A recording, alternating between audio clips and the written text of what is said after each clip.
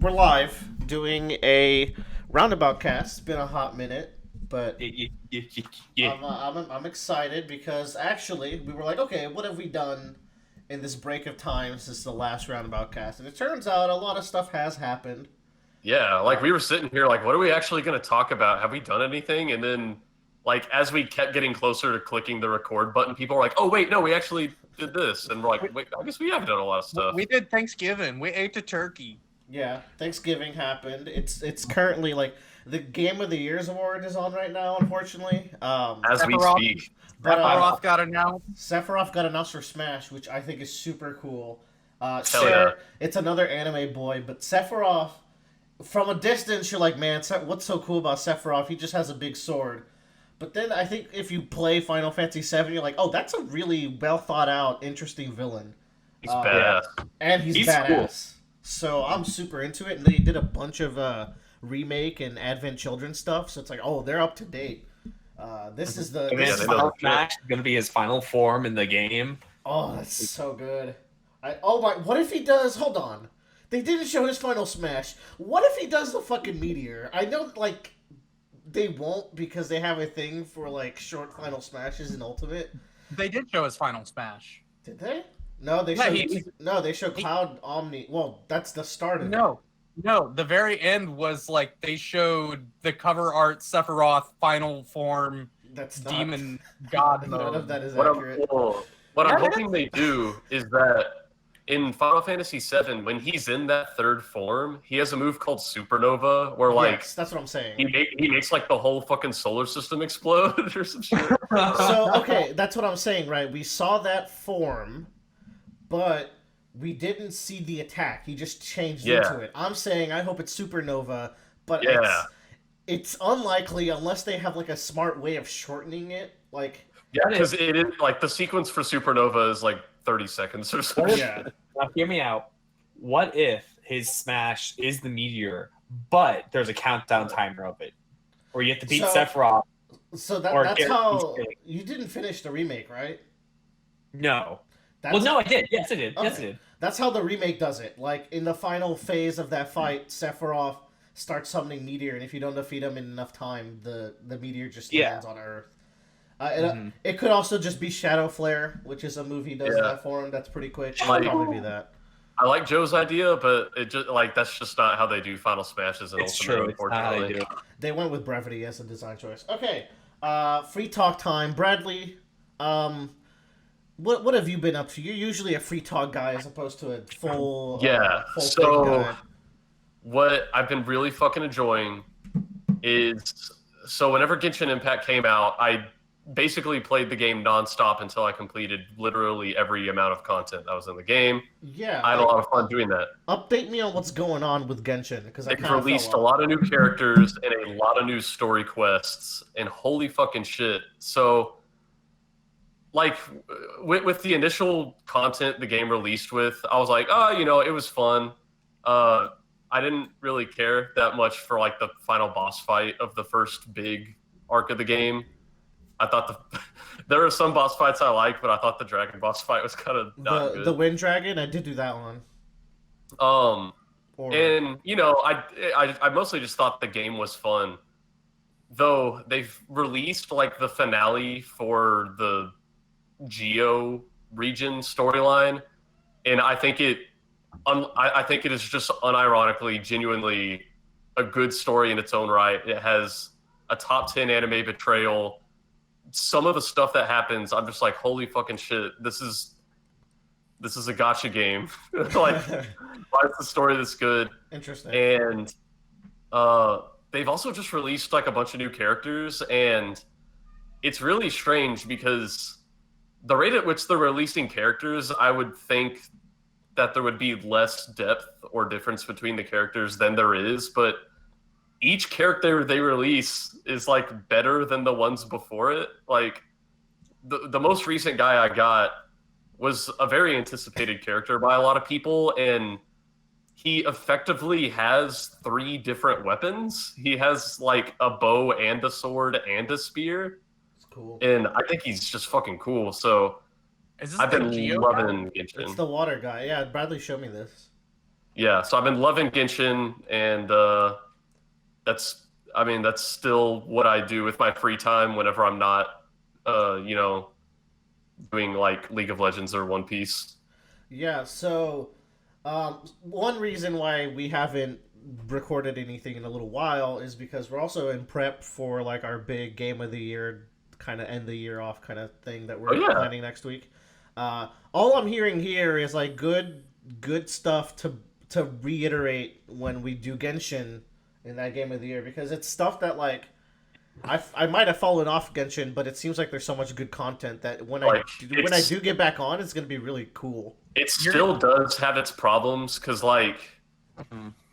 like the parts of it that are a game are really good, but I mean like the gotcha aspects of the game are almost the worst you can get within the gotcha genre. Yeah, But we've gone everything over that's it. Yeah. everything that's not gotcha, I'm like, okay, that's a good fucking game. Um, Bradley, you don't have to go into it too long, but you've been trying to get back on the Attack on Titan horse Titan. How's that going? Yeah, I mean, I watched 5 episodes in the span of 2 days, which is like way more than I normally watch. So I don't know. Yeah, We'll see how that we'll goes. see how Like, that goes. you know, I know season 4 just started, and you guys watched episode 1 of Yes. season 4. Yes. So who knows? Maybe there will be a talk coming up on it. Um, I can segue into my little free talk. Yeah, the only thing that I've done that won't be in the main topics is Attack on Titan season 4. I we'll probably use these free talks as a little place to get our impressions as the season goes on before we maybe do like a Attack on Titan finale with the people. Tyler, I know, will keep up with it, and probably Joe. Yeah. I really liked that episode. What did y'all think? I thought it was really good. I liked it too. I'm glad it was high intensity. I That's a classic Attack on Titan thing where it's like, oh, here's a major plot point we're just gonna throw away in a single line, but you have to be paying attention to the show to understand. Yeah, a lot of world building was done in that episode, and Yeah. what do you think about the characters introduced in that episode? I thought nothing until you pointed out about one character being like, There's one character that is like a thematic, not reverse, but like echo. motivational. Yeah, like it's a reverse motivation from another character, and I thought that was really interesting when I noticed that. I'm very interested in the character of Falco. I think I'm really gonna like where his story goes. If Yeah. I have some predictions. I wonder when he turns into a blue bird. Hmm? When he turns into a blue bird. Oh, Falco. Yeah, gotcha. Yeah, he's got a good laser. I like the Titan parts. None of the human parts really interested me. Yeah, I mean, So I Tyler only Bass. liked about the last 5 minutes of the episode. how did you not get interested in like the cognitive dissonance of the character? Like that. I'm the only person here who pays attention to the themes of Attack on Titan and not just like, oh, plot twists. But it's fine. It's fine. I No, digress. I'm just saying, a lot. So I had a tragic event happen when I watched this episode of Attack on Titan, and that was me learning who Zeke is. Yeah, that was Tyler. There's this character Zeke, who is very important and has a very prominent backstory, and Tyler got him confused with another character's father. For the longest time, he thought it was Erwin's father, and I'm like, no, They just... look the exact same. That's a stretch. If there was a That's if there was a span of time where like somebody inhabited a Titan body or like had a Titan body and like they got older, that is what that character would look like. It's just funny because that character's backstory is really significant, so I don't know how you missed the fact that he's not Erwin's Because that dad. wasn't his backstory. Anyways, Like there's an entire flashback about other characters, one's much more important than this little side piece bitch that they like glance over in passing, and they're like, this was the catalyst for this event happening. That side bitch was the catalyst for like the most important events in the series, though.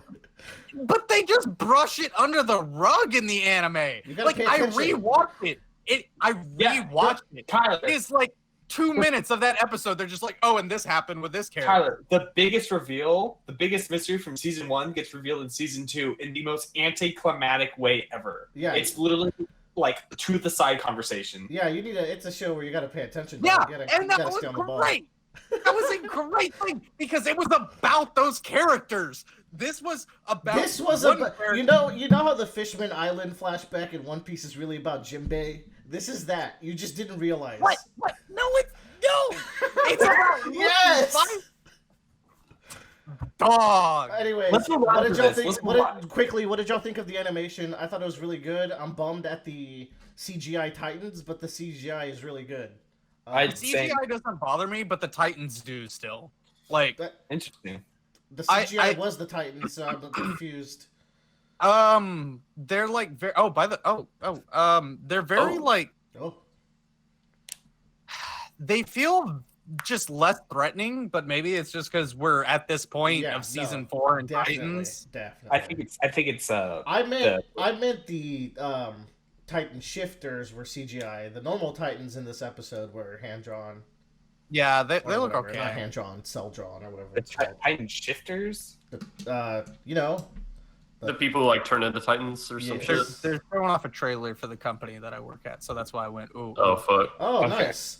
Shoutouts to BioWare. This is looking cool. Joe, you got any free talks to bring up? Yeah. So, over the course of the free time that I had between doing my projects for finals, working until 1 o'clock in the morning, I rewatched all the recent James Bond films. Oh, this flew under the radar. You didn't tell us about this. That's exciting. Fun fact, I'm a big James Bond fan. Your favorite? My favorite Gold Member. My favorite one is probably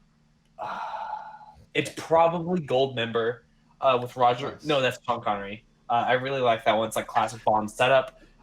Favorite Bond girl is Vesper Lynn from Casino Gold Member's Royale. Austin Powers. Anyways, but I'm a huge James Bond fan. I've literally seen every movie like 5 times. So I rewatched these recently because they're the ones I've seen least of, and I never got through Spectre. And I think it's a real shame because Casino Royale is a really good starting point, and then the writer strikes happen, and Quantum of Solace just really, really dropped the ball. So like they kind of had to like abandon ship on their plot point they were going with. And then Skyfall came out. I love Skyfall. Skyfall is my favorite. Skyfall's a long movie, man. I'll tell you what. Maybe it's because I was in a plane, but that shit dragged. Probably you were in a plane. But in a plane, it's like fuck. Keep as much of my attention as you can. Yeah, right. Skyfall. I don't know. It wasn't hitting near the end. Like I feel like he gets back to the base, and then like he gets back with like the director. And they're gonna get Antoine Chigurh, and it just didn't work out. I realized watching these that there are segments in these Bond movies that like literally like nothing happens, and so I think that's their big fault is that there are middle points where it's just like what's happening? Why is nothing actually happening right now? But like. And then I watched Spectre finally, and Spectre, I realized that when I was watching Spectre, because there's a point where, like, if you're not paying attention, you're just like, what the fuck is happening? Like, why are we here? Why does Bond have to go here? Why are we now leaving? Why is this person important? Like, they have to go, and they have to go find this guy's, like, secret room, and they're sitting there, like, drunkenly hitting a wall for, like, a solid 20 minutes. And I'm like, what? What? But I love Skyfall because but it's really funny because like the movies themselves escalate to classic Bond every movie. So like Casino Royale is very grounded, low, no gadgets at all. It's based off the original book and pretty close to it because Bond actually has a character arc in that movie. And then like as every movie introduces some sort of Bondism every single time. Like you get more gadgets in Quantum of Solace. Quantum of Solace has the more like maniacal, like mustache twirly villain. Skyfall has more gadgets. Spectre introduced the watch and the supercar. So I'm like, oh, that's a fun kind of like escalation of the series. And I'm looking forward to No Time to Die, which number one has the worst name, but number two also has the best name because it's the most James Bond. Like, what? No Time to Die is a great name. Why is that bad? Yeah, it's so cheesy. Yeah, that's why I love it. It's James Bond. What do you mean? Yeah. No Time to Die is a great title. But also like I'm sure like this one's gonna have like the most James Bond movie, which is why I'm kind of looking forward to it if they go on the path that they're still doing. Interesting. Yeah. Tyler, it is your turn to free talk. Oh, it's me. That's me. Yeah. It's you. I did a lot of things. But one of my things are not like in free. I read Chainsaw Man. Yeah. Like in 2 days. It was a very quick read. We won't go into it too much because when the final chapter comes out, we should probably do like a Chainsaw Man, maybe standalone video even if we can grab like a 30-minute time period. Yeah. But general thoughts? It wasn't bad. There's like a 3.5 out of 5 for me. Okay, that's good. The manga, like I'm not a big manga reader. It was pretty difficult to tell what was going on a lot of the time. I'm stupid boy, so I require like more episodes just with exposition. You're not too stupid boy because there's a lot of stuff that happens with Chainsaw Man. You're just like, what the fuck is happening? And what is neat, like a lot of it is abstract, so you're just fucking lost. But also like a lot of stuff is foreshadowed in very small ways. So like I would go to the Reddit and they'd be like, oh yeah, this was mentioned or shown or foreshadowed, and this is why this is happening. And people would be like, oh wow, like I would have never caught that. It just moves fucking fast. Like the pacing is incredibly fast. The panel that is like that sets up the killing blow for the final villain of the entire series is foreshadowed in the cover of Chainsaw Man, the original one. While that is true, that's not the only time that pose is used either. But I ended up having a favorite chapter out of all of them.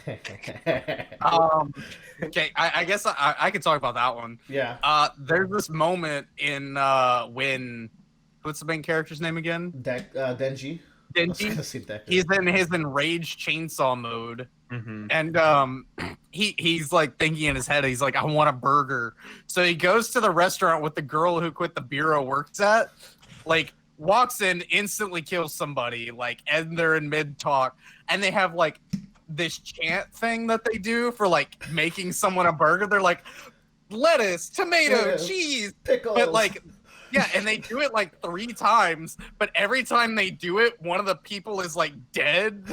Like in the small, it's like this tiny little skirt. It's like lettuce, pickle, dead body, tomatoes, and all the people are like crying like aggressively, and then he's just sitting there like, "Urgh," and then he trips with the burger not once but twice, and like some guy goes, how could she have fucking tripped twice? That chapter is some dark humor like masterpiece. It really is. But the best part is when Kobeni has to play Dance Dance Revolution in her date with, so it's not Denji in that portion, it's Pochita, but you find that out like way later. But like she, like, as part of their date, she has to play Dance Dance Revolution, and then in the next chapter's cover page, she's still playing. I thought that was really funny. Yeah, I love that chapter. That was a really good one. Top tier chapter. We'll leave it at that. I could talk about me recently catching up to My Hero, but I'm actually behind 4 chapters, so I'll wait till next podcast. Oh, fuck. My Hero's in its Marineford arc right now, y'all. It's really good. Shit. It's like all the build up before the time skip is climaxing right now. Cool. Very cool stuff. I'm trying to get through season 3. It's my new painting filler while I paint. So I'm going to get through season 3, and then I'm going to probably from there read My Hero. But I'm also reading Demon Slayer. I entered the blood pact with Tyler for him reading Chainsaw Man. I'd read Demon Slayer. I've been really liking Demon Slayer. I got hooked like after chapter 2. I was like, I'm in. This is good. I like it. All right. I'm also forcing Joe to watch certain episodes of Demon Slayer because the anime stands above the rest in like animation style. Like if you ever watch One Punch Man or Mob Psycho, you're watching it for the aesthetic.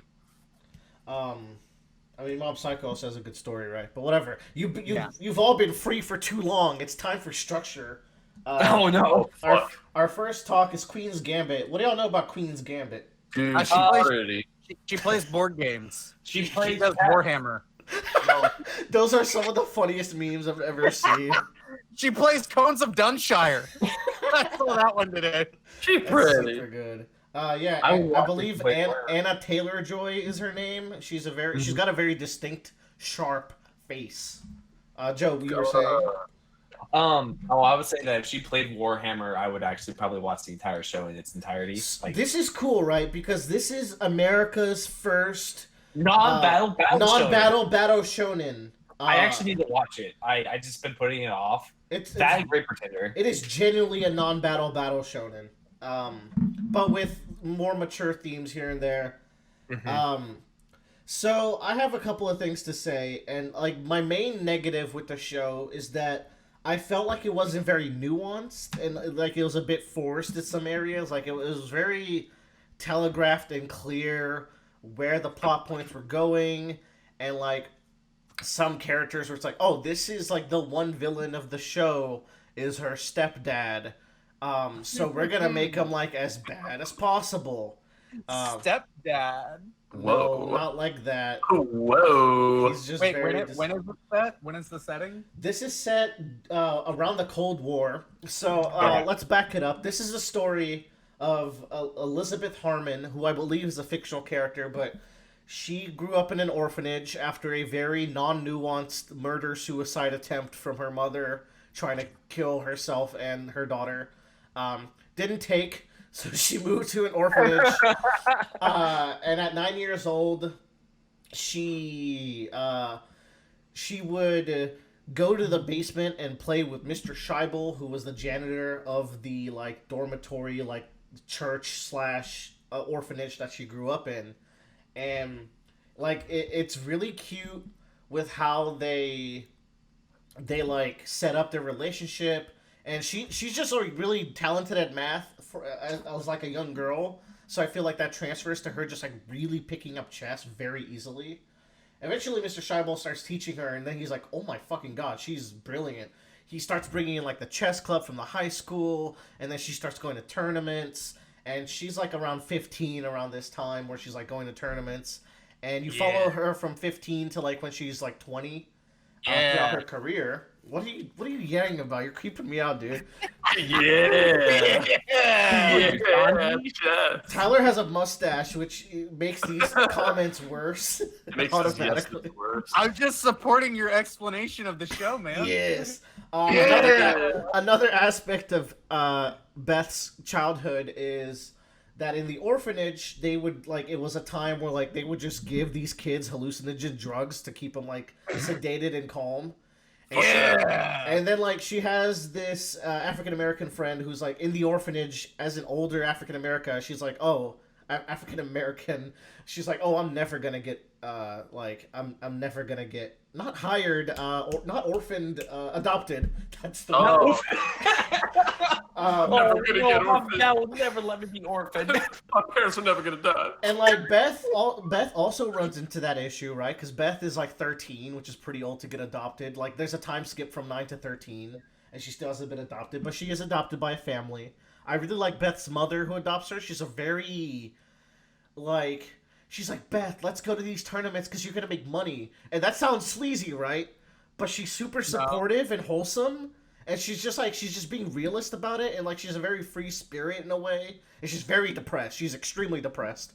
So it's like, she's like, her bond with her adopted daughter is like a very wholesome part of the show. But back to the drugs, right?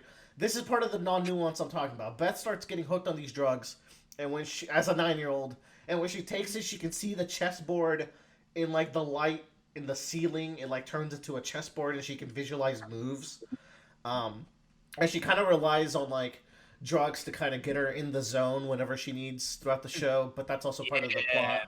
They're cheating, steroids. I mean, it's not steroids. It's the drugs were legal back then, right? So eventually they cut the children off the drugs. And 9-year-old Beth Harmon sneaks out of movie night, goes into the pharmacy, and I'm like, okay, she's gonna smuggle a couple pills. This is still in episode 1. She grabs the entire fucking jar. She literally takes 2 mouthfuls of these drugs and eats them. And then she starts shoveling her pocket. Then she's like, fuck it, I'm just gonna bring the whole jar. As she's escaping, she passes out, drops all the pills everywhere. It's like, oh my, that was the most excessive y'all could have made it. And then, like, when she's learning chess, Mr. Scheibel's like, in this position, you must resign. And she's like, I don't want to resign. I want to fight out of it. He's like, no, you must resign. It's like, okay, I can't wait for that to come back. And, oh, there it is. It's part of one of her tournament matches. She didn't resign. She didn't follow his lesson, but eventually she learned a lesson. And, like, the girls at her high school are really mean because she goes to chess tournaments instead of getting laid, but then she gets laid a lot. So it's like, it's very straightforward and on the nose with its themes sometimes, but Beth is a really good character. Her journey, like the chess matches are very non-battle shonen. You get really into it. Like, when she does lose, it's a massive deal, but when she wins, you just feel so proud of her. And I want to give a special shout out to Anna Taylor-Joy for portraying Beth, because like Beth becomes a wreck near her, like near the end of the season, where like a lot has gone south for her. She's lost some people, and she's just on a drug binge. And she's just kind of falling out of the limelight, and then like you need a redemption arc of her climbing back. She meets a bunch of friends during her time in the chess game that all like they have training arcs with her, and they have like support like, hey, in this match you should have done this, and she's like, why I don't think like that, and then they explain it, and then she like increases her skill set. So it's a really good show. I thought it was a really good casting choice, because a lot of the show is like having the camera just staring at Beth while she stares back at you, because you're like on her opponent's point of view, and you're looking at this like small girl kick your ass, even though you're a 60-year-old Russian god of chess, right? And she's got a really sharp face, so I thought that was a really good casting, because a lot of the time you're spending on her face. A sharp face, you big disgrace. I'd give it like a solid 3.5 to 4 out of 5. Very good watch. It's like 10 episodes. Joe should watch. I think you'd like it, Joe. I will watch. Next up, we have Aunty Donna. Okay, I don't know how this time's gonna go. Aunty Donna's big old house. Yeah, I don't know how you review Aunty Donna, but it's enjoyable, man. To explain, Joe, why don't you explain what Aunty Donna is? You're a good explainer. Aunty Donna's Big Old House of Fun is the comedy trio Aunty Donna's Netflix debut. Yeah, they're a YouTube channel with only 300,000 subscribers. That's crazy that they got a Netflix 6-episode season with 300,000 subscribers. What's really crazy is how fucking quality their YouTube content is, despite having so little subscribers. Mm-hmm. Right on. You know what's even crazier than that? Is that Ed Helms is actually Egg Helms. Yeah. You know what's even crazier than that? 3 fucking Toyota Corollas. 3 Toyota fucking Corollas. That's the best skit of the whole thing for me. So, because like, man, that skit was wild.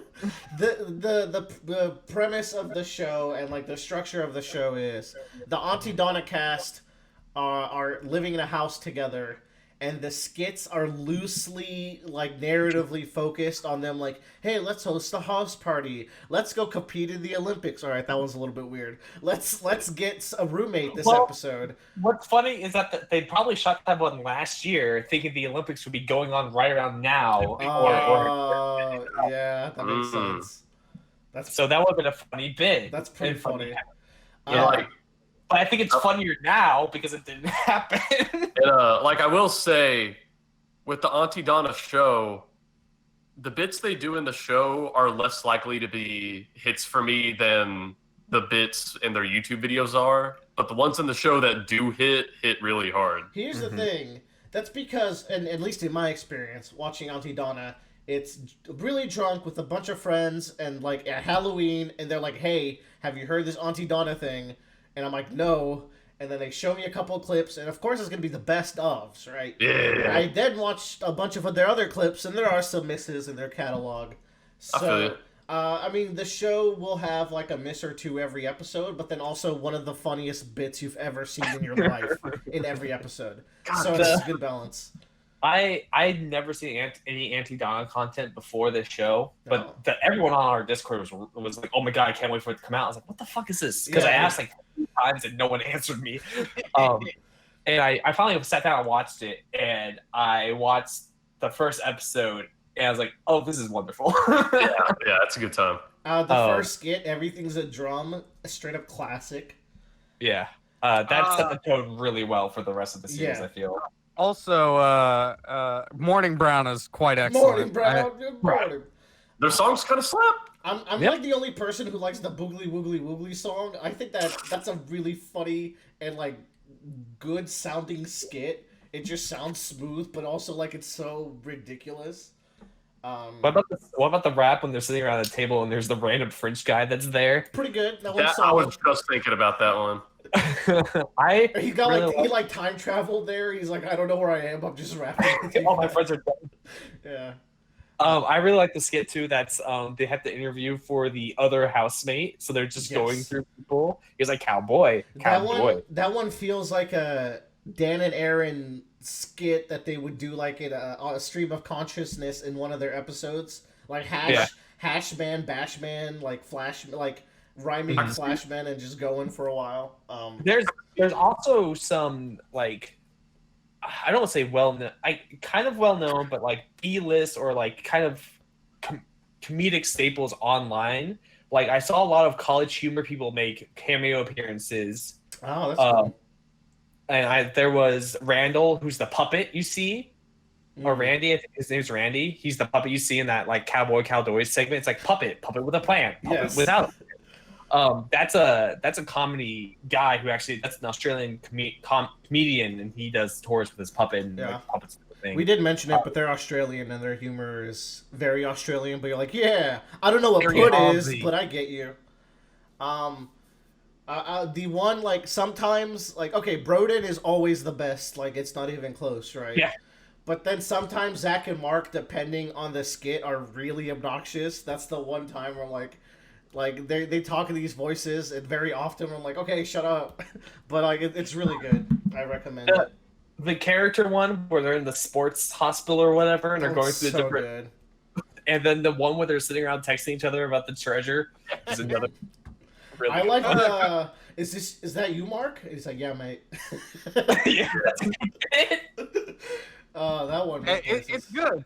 Go have some drinkies. Yeah. If you watch the first episode, if the first episode makes you laugh, you're going to enjoy the rest of it. If you get through the first episode and you don't know what's going on, don't worry about it. Don't watch it. I think the very opening skit of the first episode is what made me know if I was going to enjoy the rest of the show, and I really loved the first skit. So check it out. Grab drinkies with your boys. If you're not old enough to drink, grab some herbs. If you grab some milk, don't have herbs. If you're not old enough to drink, get some fucking weed. I said herbs. And if you're not old enough for either one of those, grab a pizza with your boys and get real delirious. Get some Mountain Dew and just fart and be boys.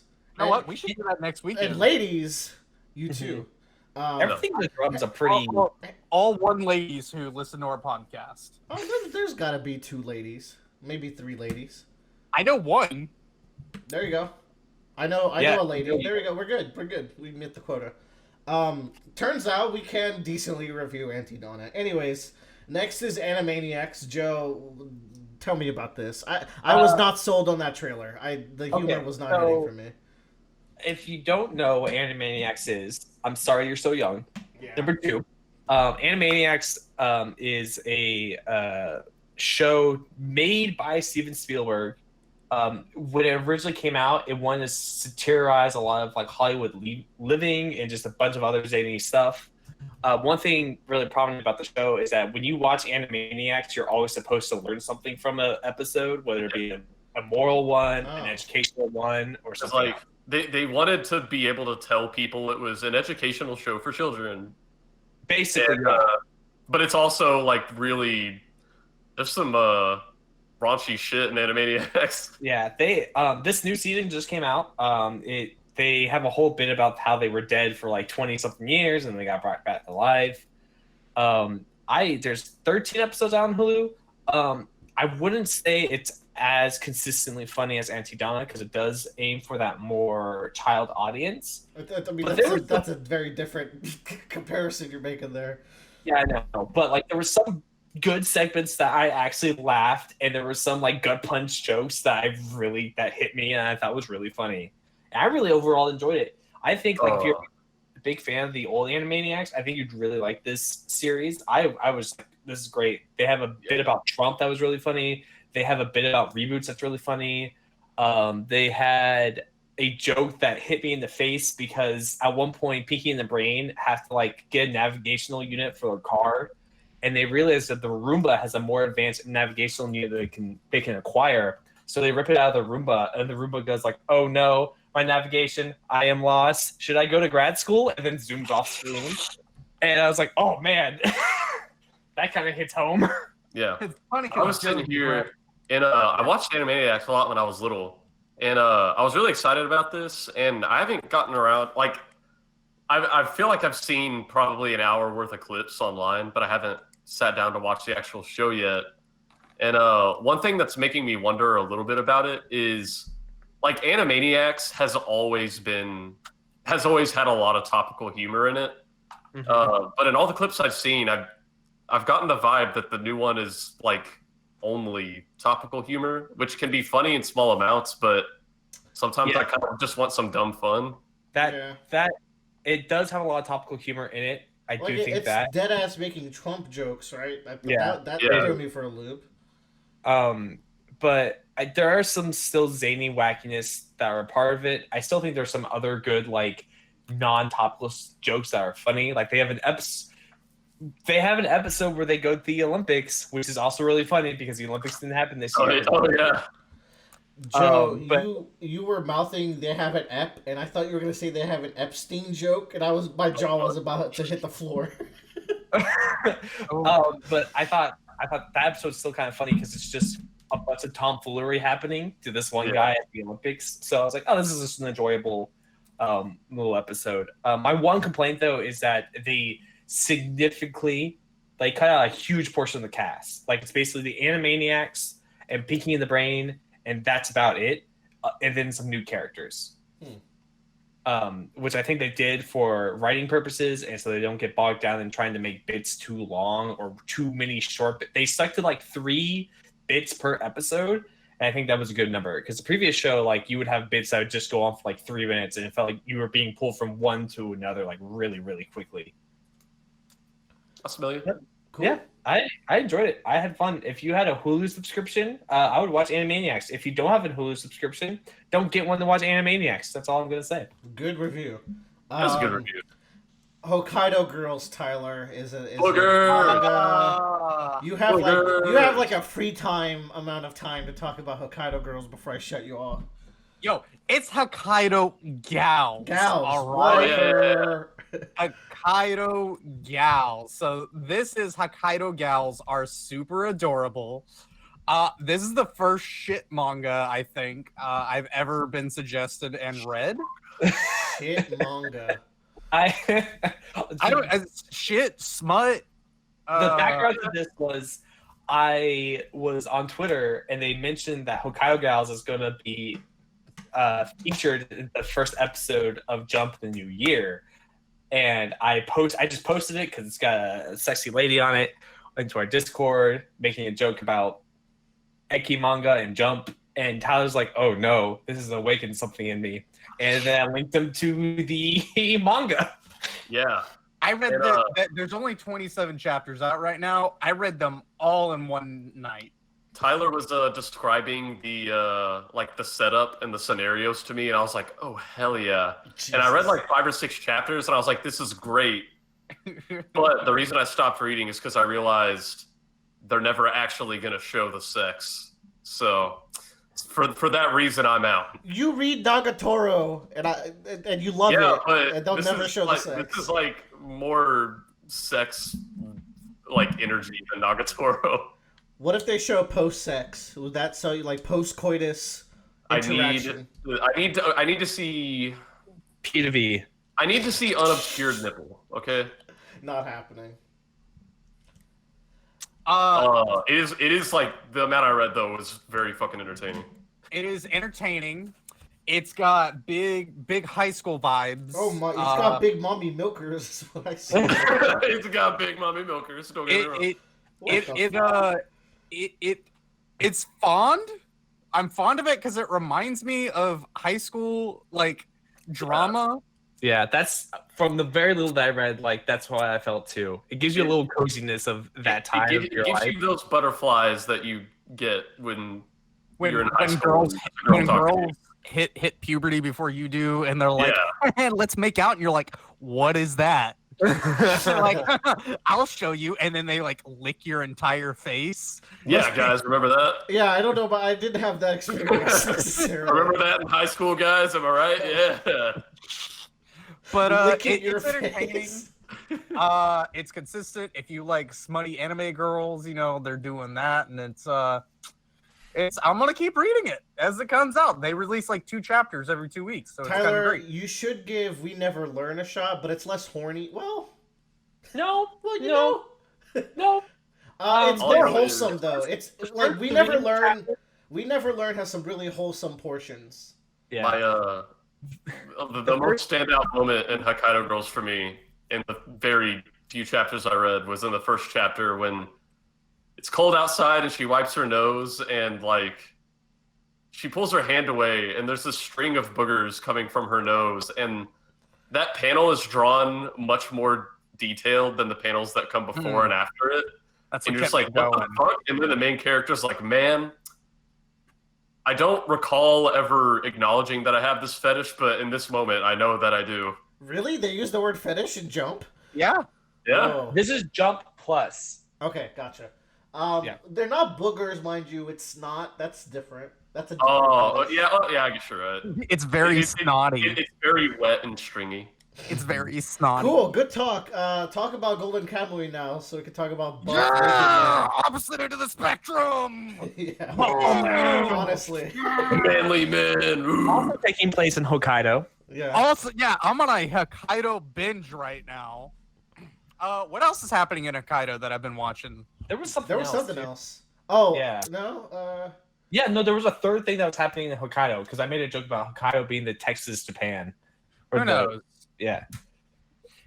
Anyway, I've been watching Golden Kamuy.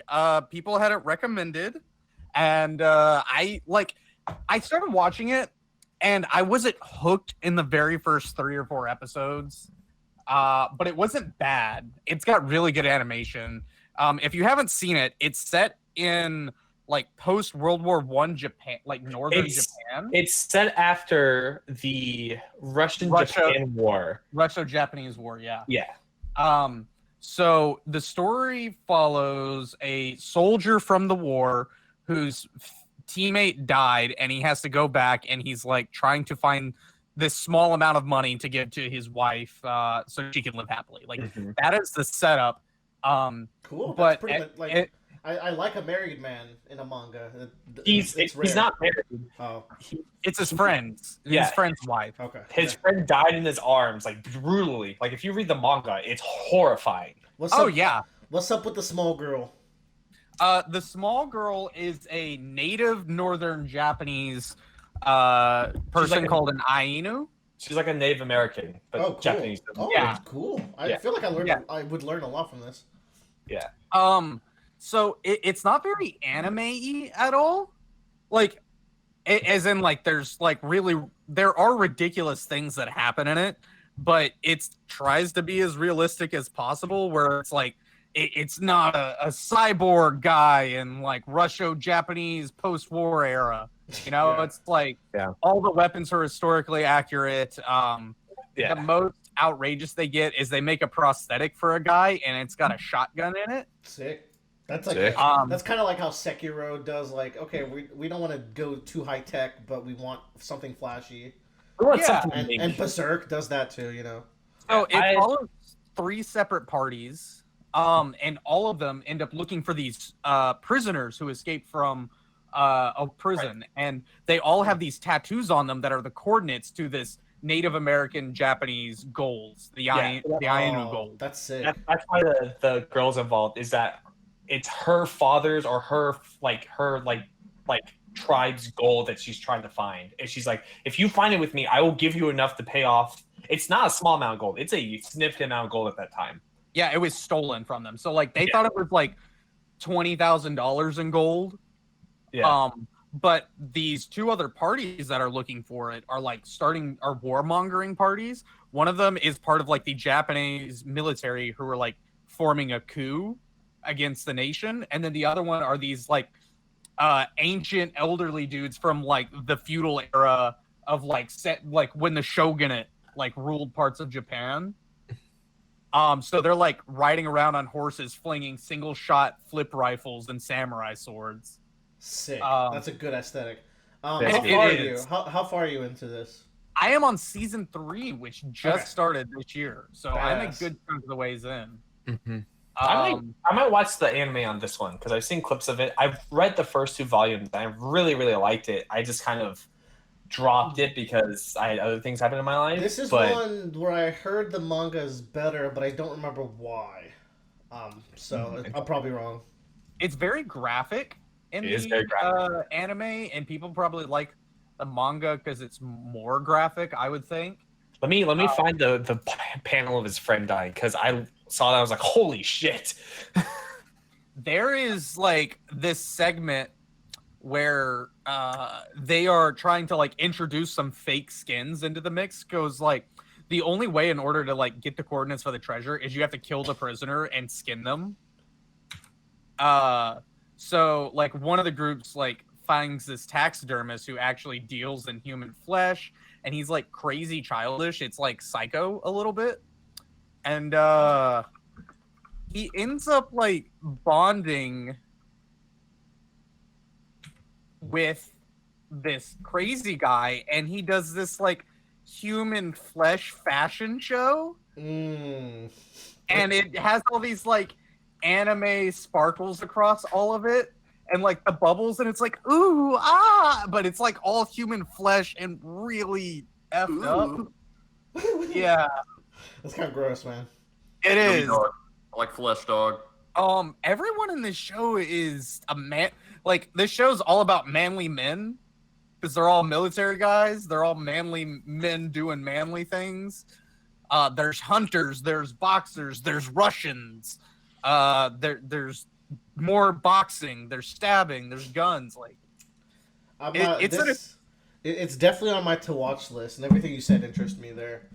it's an aesthetic. I've been enjoying it. It's been very entertaining. The main character I like a lot.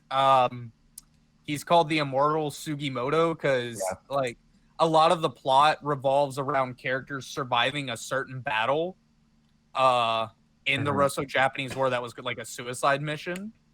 And like he was part of them, and he like stormed this battle bunker on the hill that like had a machine gun in it and straight up like fucked up everybody inside of it. Yeah, he's a straight up badass. Yeah. So I posted his best friend dying next to him in our mid chat. Is that spoil? I don't know if I should. That's the first chapter. yeah, it's the very first chapter. Yeah. All right, let's get a look. Oh fuck. Oh, that's that is capital S Seinen. So Yeah, like yeah. that's the most violent. Like God other than damn. there hasn't been that much human violence. There's like been ears slicing off, people getting shot in the face. It shows all the blood and everything, but it also shows a lot of animal carving. I think that's really cool too. Is like there's a big aspect of the survival and hunting kind of thing because they're in Hokkaido, and Hokkaido at the time is undeveloped and is very rural. So there's a survivor level to the manga as well that they have to Yeah. do. That's like Speak- half the first season. Speaking of Hokkaido, the first bit of media I'd ever seen for this series was Tyler posting like all the hot naked dudes and their laugh hog and the hot Yeah. screen. Yeah. And I was like, is this Hokkaido guys? And they're like, well, you know, kinda. I am both experiencing Hokkaido Gals and Hokkaido Guys. Let's go. Tyler, this is a bit of a... I'm going to end this segment here, but this is Yeah. a bit of a non sequitur. Have you started the Red Light District arc of Demon Slayer? Ooh. Yes. Okay. Wait, have I? Yes. I've been told that that's the best arc, and it just came to my mind. I'll ask you about it some other A time. red line. Red Light District. So I'm like, ooh. Oh. You know, like Okay, prostitute. I thought you said red line, and I was like, wait a minute. No, I know that's this. that's the different one. It, Okay. it was pretty good. I hope it gets an anime adaptation, but that's a discussion for another day. Yes, sir. All right. Next up, I have finally finished Dragon Quest XI 2. However, Wait, what? Oh, There's fuck. a sequel? yes, it's the same game. However, Wait. Oh, wait. I thought this talk was about Dragon Quest XI. it's about Dragon Quest XI, Dragon Quest XI 2, I didn't know but it was a two. it is not about Dragon Quest XI 3 because I'm not gonna play that one this year. There's a 3? Yes. What? So let me tell you about the legend of Dragon Quest XI. Yeah, do it. Dragon Quest Please. 11 is one game that ends 3 times and just becomes its own sequel each time. It is Whoa. it is a giga adventure No way. spanning many hours of game, and it never ends. But you're enjoying it the whole time. But I'm also like, I kind of want to end it so I can reveal it in the Game of the Year talk. I can count it as a game I played this year. That is why. So, Dragon Quest XI 2, when that ends, Act 2, you get the credits, and then you get like a whole post game like other story. But apparently in that story, by the end of it, your levels are around like 75. I beat the game around 50, 51. So I'm like, oh, that's still a lot of game left. However, it's post credits, so I'm good with reviewing. It's like literally a post game. There's just like a very developed storyline for it. So Dragon Quest XI is a surprisingly amazing game, and like especially these last few sections as I was like steamrolling it, I'm like, I would step back to myself and think of how far I've come and what is going on the screen in front of me, and I'm like, this game is incredible. I am 100% like I clicked with what makes this series like the most popular Japanese really JRPG series and why it influences every other series so much. I need to beat the game because I got to the point where Savaldo is doing his little Merry March or You whatever it just is. started Dragon Quest 2 or Dragon Quest 11 2. Okay, just I wanted You to make have sure. you have so much game left, a surprising I'm amount. sure. At least like 15 hours. The first half is great because the first half is very golden age One Piece where you're going from like different place to place. Yeah. And you're picking up people, and you're like, well, we know what our ultimate You're destination literally is. going from like Water 7 to Skypiea to fucking Alabasta and all that. Yeah. It's Can, Mhm. can I substitute Mother 3 for the Dragon Quest XI trilogy? Don't you fucking ever talk to me, alright? Uh, So one thing about Dragon Quest, and like it really clicks with me, it's like, okay, it's turn-based combat, and they're like this. They strip down jobs from this one. Like it's like Final Fantasy, where each one has like a new overarching system.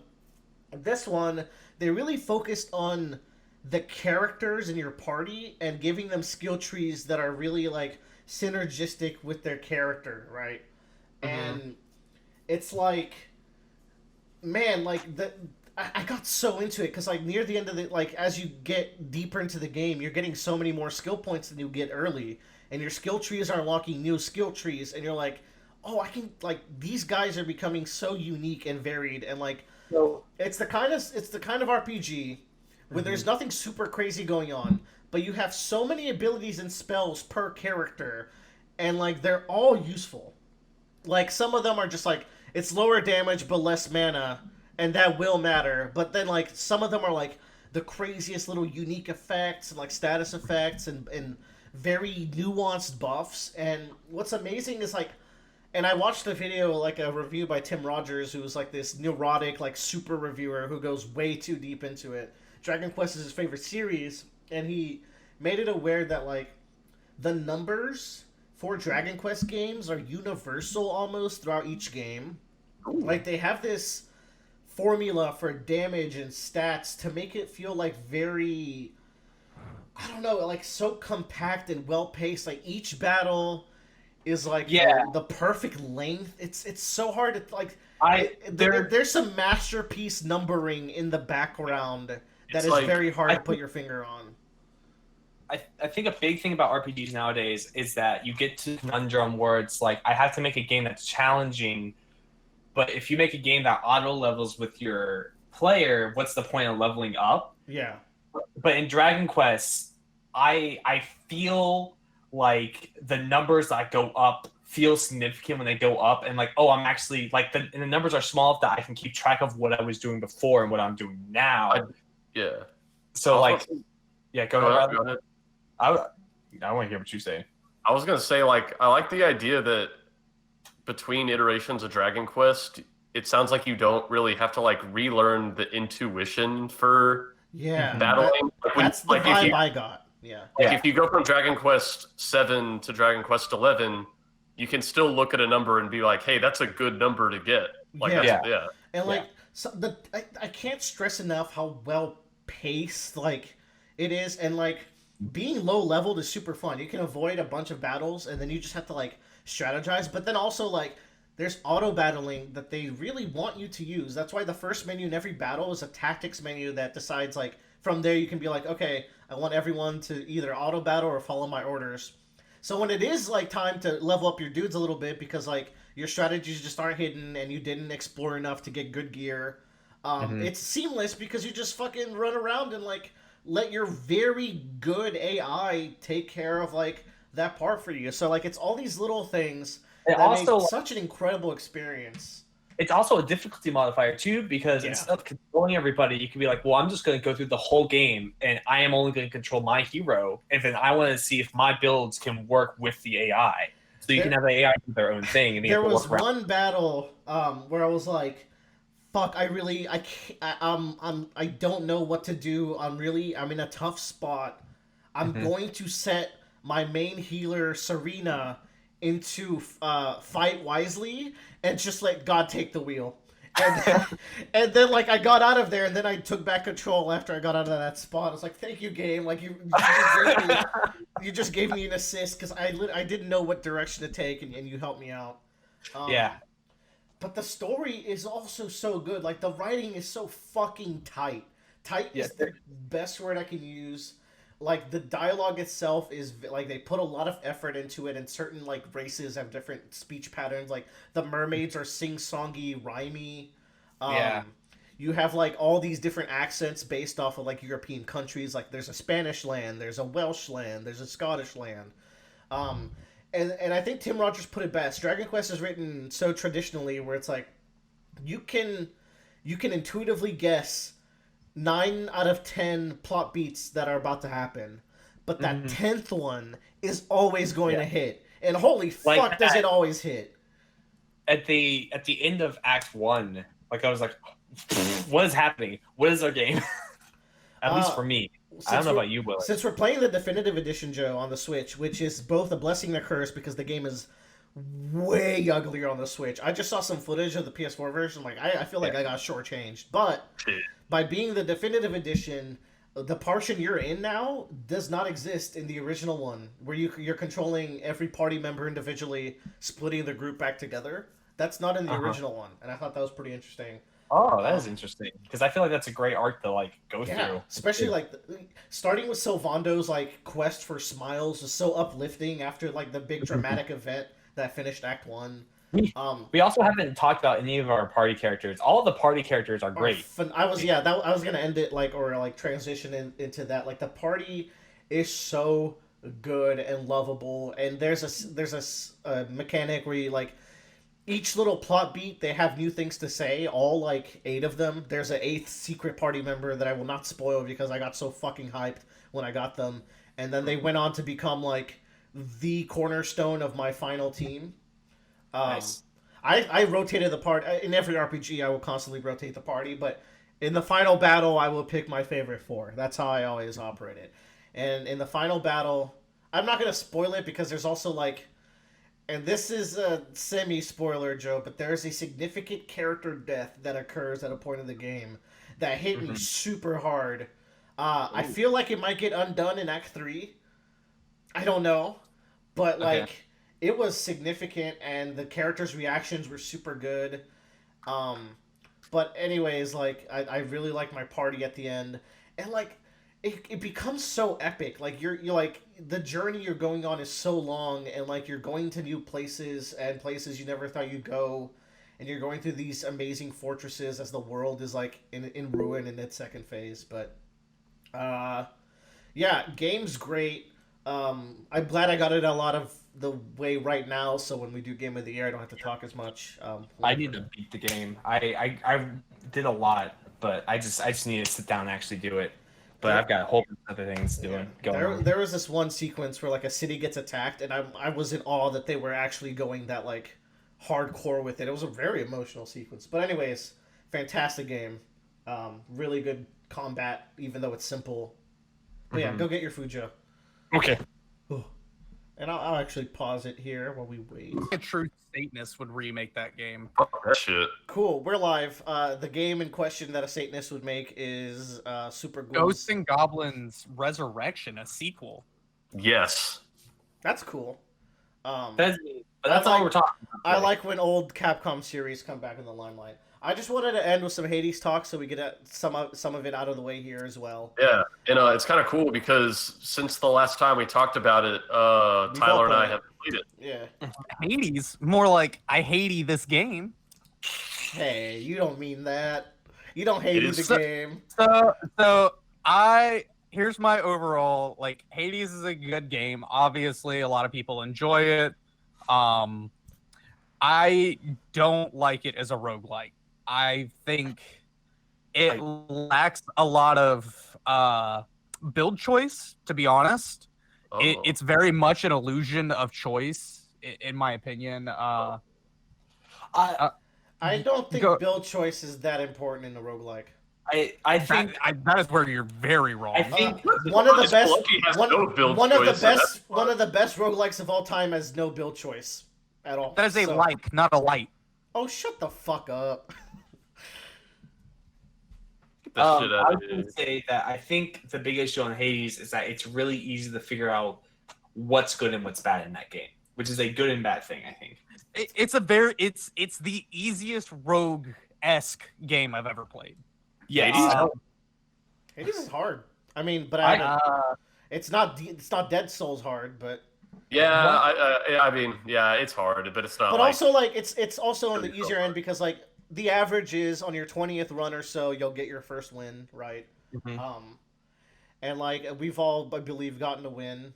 It's just like, but like I feel like I just want to bring out that I disagree completely. I think as a roguelike, this game's a masterpiece.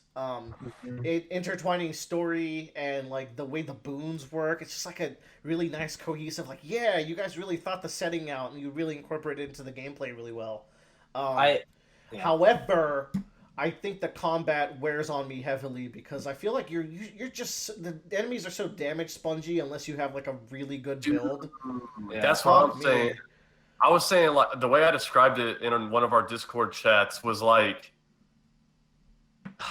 in Hades, it feels less like learning the boss fight and more like learning how to dodge their attacks for 5 minutes straight and not getting hit once. Yeah. I've had the exact opposite experience. So I did the true ending in about 40 runs. I was able to like achieve my first few runs of success once y'all told me that the game is balanced around the Death Defiance trait. I had all of the traits unlocked before I put any points into Death Defiance. Because I've played rogue games, and it's like in rogue games you get one life. So it's like I knew there was a god mode in Hades that made the game easier. Yeah. So I thought this was an additional layer onto that mode. That's like, oh, here's an additional piece of help if you want the game to be easier.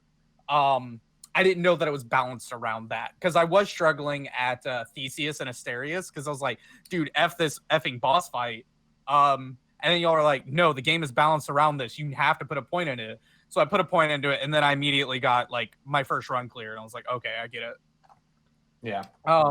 You can get several clears without losing any lives at that point. But hold on, how did you have the opposite experience as far as the damage is concerned? Because I feel like the game is very easy. The enemies are very squishy, and most rooms only take about, I think my longest run was about 27 minutes. And I've seen like the developers talk, they're like, oh, we have sub 12 runs. I'm like, they're the devs. But like my quickest run, I got to like 21 or something. Like the enemies are very squishy to me. It really revolves around. It's a fucking fighting the bosses, especially. I 100% agree with Bradley. It's like literally, it's a dodge fiesta.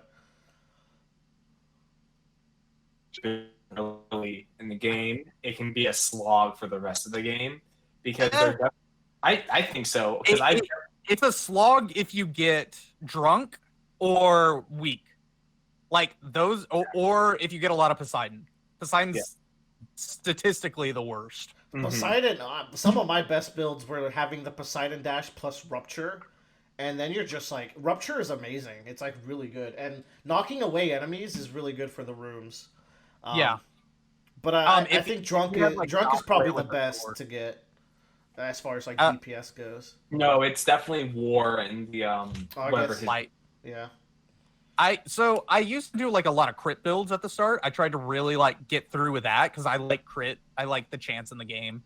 But then I figured out like unless you combine it, like I figured out that crit isn't the best percentage based as part of the game, and it's actually dodge chance. So like dodge chance is dumb. If you take the second dash where you only get one dash.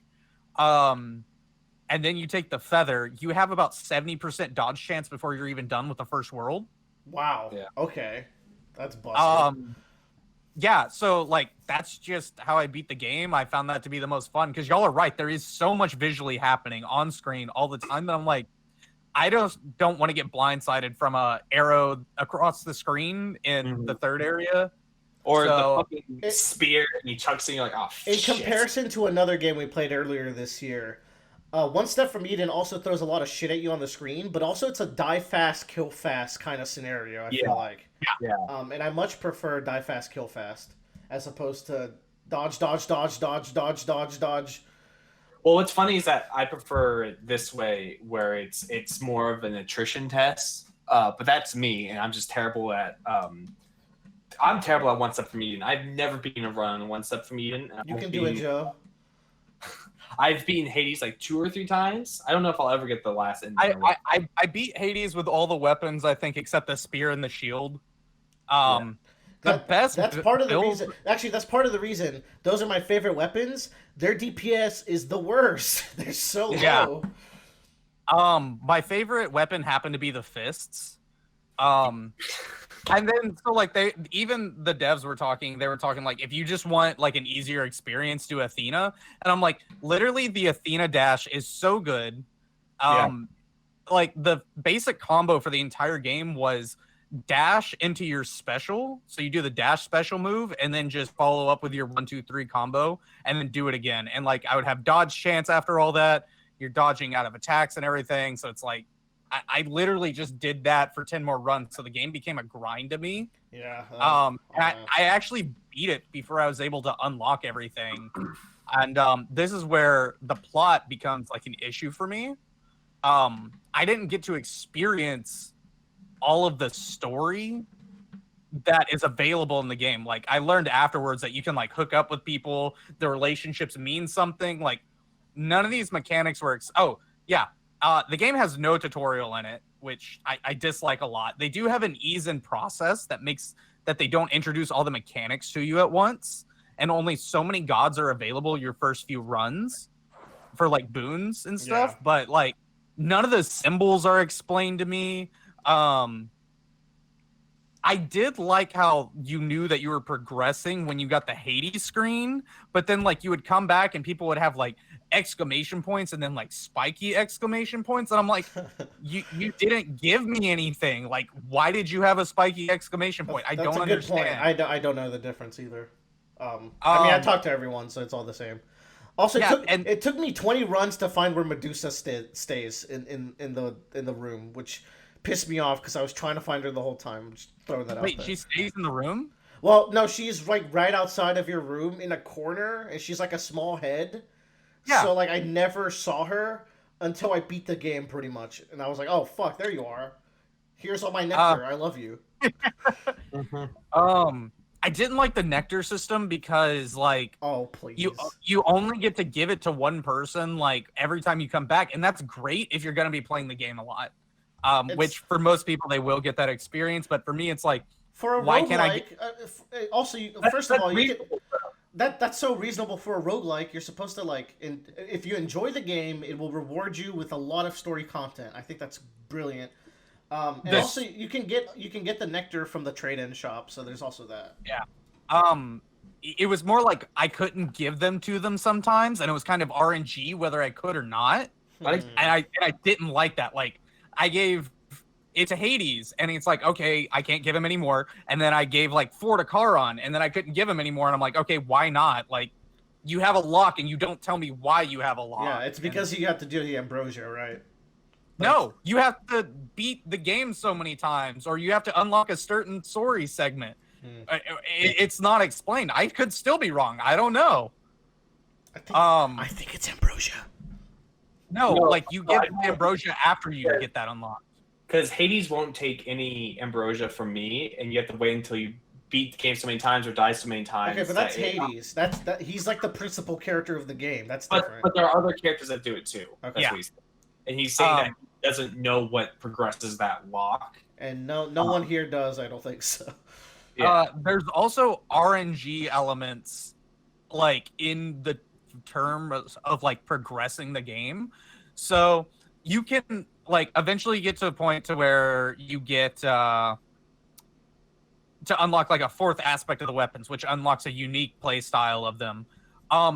But once you meet the qualifications to unlock that 4th aspect, it is up to random chance when Achilles wants to talk to you about that. So like I met that qualification, and like 5 runs later, finally he's like, "Ooh, you can check out this really cool spear." And I'm like, "Okay, cool. Like, thank you. I've been waiting on this." Which also is another thing about restarting Hades. They do not have a reset seed system. If you want to restart or quit or give up, it takes you back to the main menu, and then you get that same seed over again. Or at least that's what I experienced. It may be the first few rooms. It may be, like in that order, and I just did the same path, but I like experienced similar seeds, which is something I highly dislike in a rogue game. I think like also that leads into like my big complaint about the game is that like there's not a lot of variance in areas, and I think that's a big takeaway for me. Is that I hate every area. The traps are so fucking annoying. I don't want to step in the lava. I don't want these fucking spears stabbing at me all the time. I don't want these goddamn little ghost boys coming back to life. I don't want these fucking laser stones in these small rooms with a bunch of rats. And like everything's in a set order, which is good and bad because it's like, oh, okay, we can see the progression, but also it just kind of gets like tiring when it's like, all right, let's go back to fucking Asphodel. I guess Elysium is probably the least annoying but like the enemies there are annoying to counteract that. So there's I've been saying a lot of bad things, so I'll say some good things. Art's great. Combat is very tight, very well polished. Mm-hmm. The voice acting, fantastic. Every single voice actor is great. This game would not be the hit it is if it was not for the voice acting, and that is the truest hot take you'll hear. I truly think that it's just a me thing. Like, I would, if anybody said, "Hey, is Hades a good game?" I would always say, "Yes, it is a good game. I just don't like it." I think we would all say that, but also this is the one podcast Game of the Year awards show coming next week that will not be sucking Hades' dick. We're gonna give Zagreus the quick tug and rub, and then send him to like mid 20s to 15s. We're giving everyone else blowies at least, but he just gets a handy. I do want to talk about the plot for a second, and this is the part about the game I hate the most. Oh, what? So let me explain. All right. So I am a big fan of Greek mythology. Like I've had to actually like read like the Greek like writings of oh my god, I can't even the Greek writings of the Lightning Thief. No, like I had to read the epics. The Iliad, the Odyssey. Yeah, I had to read the Odyssey. And the other one that you just said. Yeah, like we had to read those in like middle school. So it's really great, and I think the writing's really well done. That's like anytime you talk to a god, they're like mysterious, they're vague, they want to help you, but they also hate you. And it's like if you choose the wrong one, they get really mad and they're like a childish baby. And it's like all that's really great. But when I come back from like beating the game and I just get really vague dialogue from my mother and Hades, it's like, all right, I get it. And then like Nyx doesn't help at all. And then Chaos is just in the back. It's like, okay, like the plot is vague and not at the same time. And I just, it's like, okay, that's fine. But the main thing is when you die in a rogue game, you die in real life. You just want to get back into the game. That's how it is for me, at least. And I know that the break point to introduce dialogue and contextualize the story in between runs is great. And I get that's why so many people love this game. It's introduced a lot of people into the rogue genre and like got them into it. They're like, oh yes, this is a nice break. I enjoy this. And I'm just like, I fucking hate this. Get me back into the game as quick as possible. I have to go get all these check marks checked off, and then I have to give Dusa and Skelly the ambrosia the love boost. Okay, but here's the thing: you can ignore that. You can still play. What sane person just ignores that? Exactly. Like I didn't ignore all of it. I experienced all of it, and I disliked all of it.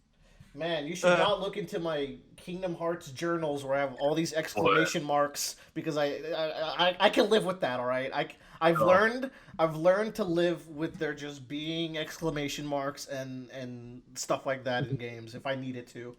So at least for me, I probably have a much smaller volume of opinions about Hades, but I'll give it a compliment sandwich, which is like good thing, bad thing, good thing. We'll end with this compliment sandwich, I think. Good thing. Something that will just always tickle my plum in any media is if like that media uses its genre or medium as leverage in its storytelling, like 999 does it, and I fucking love it. And there's other things I like that do it. And you know what? Hades uses the fact that it's a roguelike in its storytelling. I think that's pretty cool. Thing I didn't like, so for the most part, this game is visually extremely appealing. Love the character art, love the environments. This might just be because I was playing it on Switch, but the enemies look fucking weird to me. They were super fuzzy, and they don't look like they belong in the environment. I think it's because you were playing on the Switch. Because everything, I play on the computer, it looks crystal clear for me. That's I can't even imagine this game looking crystal clear. That's how blurry I'm used to it. Yeah, it's fuzzy as shit on the Switch. I played it on Switch as well, Bradley. And I'm like, why is Zagreus like a centimeter tall? I thought it was like an artistic choice until Joe was like, "Oh no, I could actually see the character models." Yeah, I was like, what? Yeah, that's the point that did it for me. I was like, "Why is everything so fuzzy?" And Joe's like, "It's good," and I was like, "Oh, that sucks." Yeah, come over to my house and y'all can play on my computer. And the other bread in my compliment sandwich is the most amazing thing that this game accomplished to me is it made Zagreus a Greek mythology OC, and it wasn't cringe. He's actually really fucking cool. Yeah, that's I think that's awesome. I think we can wrap it up here. This will certainly shorten some time out of like what would have been the longest or one of the longest debates. It will. That's gonna be wild. It'll still be some debating. Because I think some of us want it lower than others. Like I'm still pretty positive on the game, but I need to reanalyze like Because, like, in my personal list, it might be, like, at the bottom of top 10 at best. Because there's a lot of good games this year, y'all. I don't know if y'all... I am currently playing Cyberpunk 2077, and I'm kind of doing it for number one, so I can talk about it on that Game of the Year podcast. Yeah. But as I'm playing this, I'm thinking like I'm like rethinking all of my top fives in like the game, and like Hades is like drop more and more. Not because Cyberpunk is in the top five. Okay, I was about to say. Okay, that's interesting. But like I just think about all the other games I played this year, and like how much I think about those more than Hades. And how literally one of the games this year left a hole in my heart. Yeah, and that game. Do not forget that game came out because that is an important game. What game? Well, you'll find out next week. Yeah. On the real. Okay. Thank you for joining me, gentlemen. Thank you for listening, listeners. And we will catch y'all soon enough with some heated. Alcohol-fueled debates about the game of the year as we celebrate what was actually, despite being a shit year in general, a very good year in gaming. So we'll see y'all then. Hey. Bye-bye. Oh. No. Bye-bye. Bye-bye.